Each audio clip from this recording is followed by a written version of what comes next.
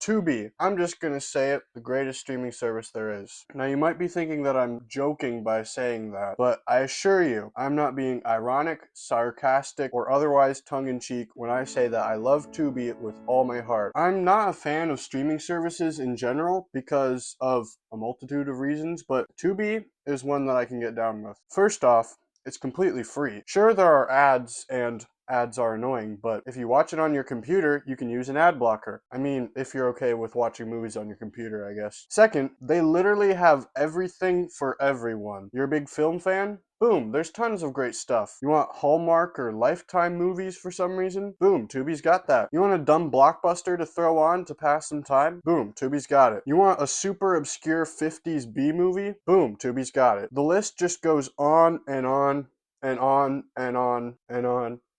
Like, literally, why do you need any other streaming service? Just explore Tubi. This is starting to sound like an ad for Tubi, but trust me, it's not. Currently, I don't make any money from these videos, like, at all. I'm literally just doing it for the love of the game. And there's no way that whoever's running Tubi knows who the heck I am. Chances are you don't know who I am. Nobody knows, really. Sometimes I don't even know. Anyways, the real reason that I'm making this video is because there's a certain category of movies that I feel are very overlooked by pretty much everybody. It's a certain kind of movie that, like the title of this video, I refer to as dwelling in the Tubi underbelly. More often than not, you don't see these movies on Tubi if you don't look for them first. But believe me, they are there, and there's more than you could ever even imagine. So for you normies out there who haven't seen a lot of these weirdo movies, I'll try to paint a clear picture as to what I'm talking about. Movies like Sharknado and Winnie the Pooh Blood and Honey became kind of big deals in their time purely because of word of mouth and the absurd concept. They were both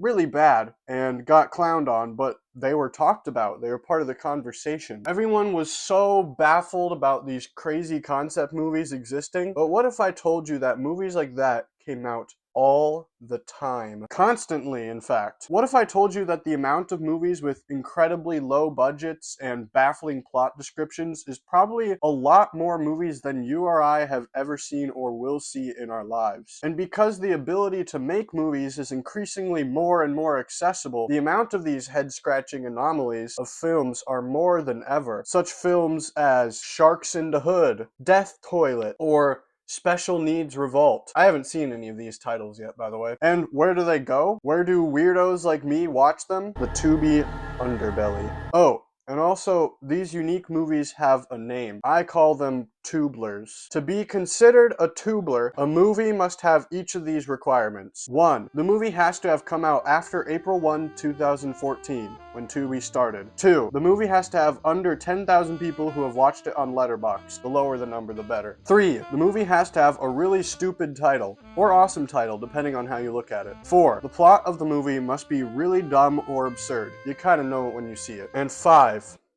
It has to be on Tubi. These rules aren't super set in stone or anything. I kind of just made them up like just now, but you get the idea. Now that you know what tublers are, let me tell you a bit about some of my personal favorites that I would highly recommend you at least think about considering watching.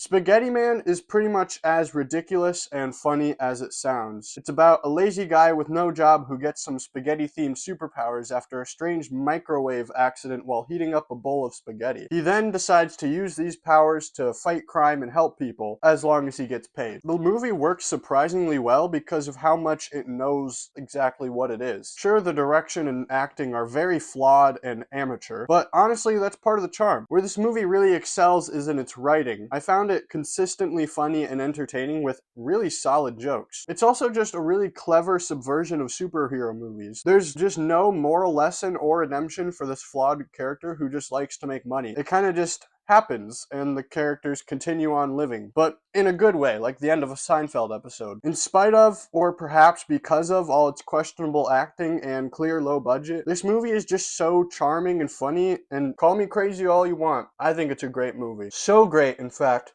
that I have seen it twice. Yes, you heard me right. I watched Spaghetti Man twice, and I loved it both times. Spaghetti Man is awesome, and probably one of my favorite superheroes. You don't have to be in the Tubi underbelly for long to find a movie by The Asylum. If you don't know, The Asylum is a production company that makes all sorts of cheap knockoffs of popular blockbusters, and generally just stupid as heck movies. I've only seen 2 of their films as of now, but the most notable of these was easily The Shark Side of the Moon. Basically, these astronauts go to the moon only to be attacked by walking, talking sharks living on it. What? This movie is taking itself so seriously, as if its premise was like completely normal. It's so accidentally hilarious in every way, from the goofy special effects to the silly Halloween costumes they wear for spacesuits. Even the lame one-liners they say to try to be cool are so unfunny that they turn around to be hilarious again. Why are there sharks on the moon? And I don't want to spoil anything, but you will never, ever guess the insane twists and turns in this thing. And that ending? Holy cow, one of the best endings I've ever seen in a movie. Definitely watch this with some friends. I watched this late at night with my brother, and we had a great time and still reference it today.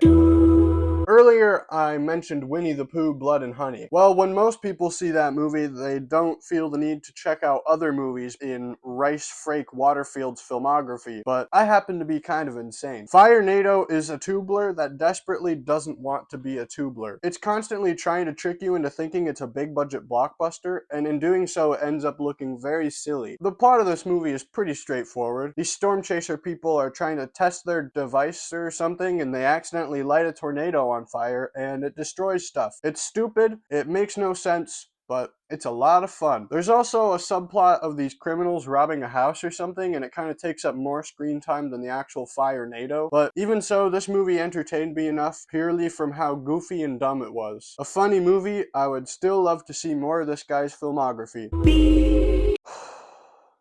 What can I even say about Battle B-Boy? Battle B-Boy is everything. It's got jokes, it's got suspense, it's got romance, it's got breakdance fights. I won't even say much about this movie because honestly, it kind of speaks for itself. Battle B-Boy. Just say it out loud.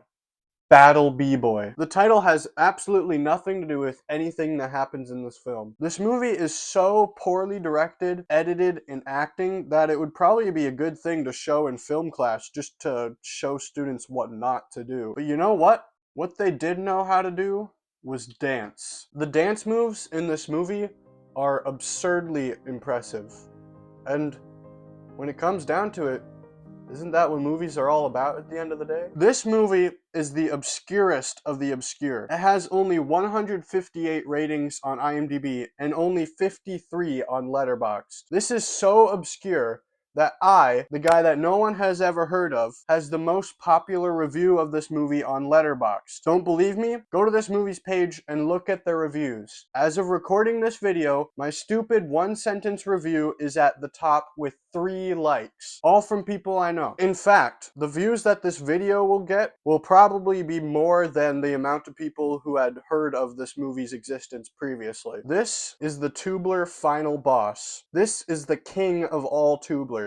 Out of these movies I've recommended, you might think they all sound dumb and like a waste of time. Well, if you really don't want to, you don't have to watch those other movies. But Battle B-Boy, if you have watched up until this point, you have to watch Battle B-Boy. It is a requirement. There is not an option here. Go on Tubi and watch Battle B-Boy in all of its breakdancing glory. Trust me, you'll thank me for it.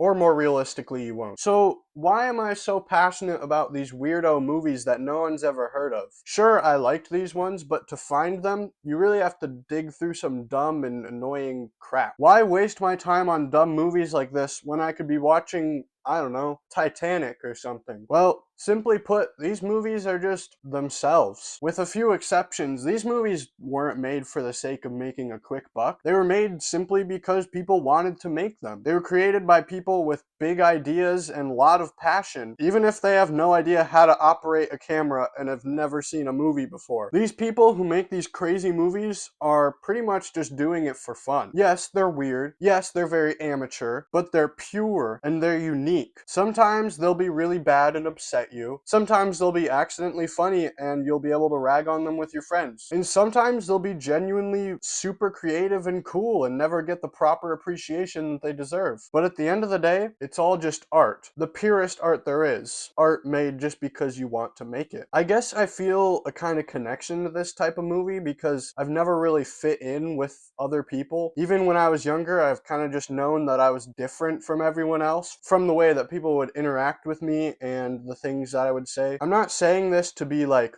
ooh, I'm so quirky. I'm just saying this kind of weird movie and the people who make them kind of speak to me in a personal way that I kind of feel is genuinely meaningful. You don't have to watch these movies if you really don't want to. Well, except for Battle B-Boy. But I would actually encourage you to check some out. It's a whole side of cinema that's rarely explored or talked about, and I think it deserves more attention and respect. So that's all I have to say about Tublers. Thank you so much for watching. This video is a bit more of a personal passion of mine than my other videos, so I really do appreciate you watching this. Let me know in the comments how I can improve my videos, and if you have any Tublers that you would recommend, let me know. Well, see ya. Go watch Battle B-Boy now.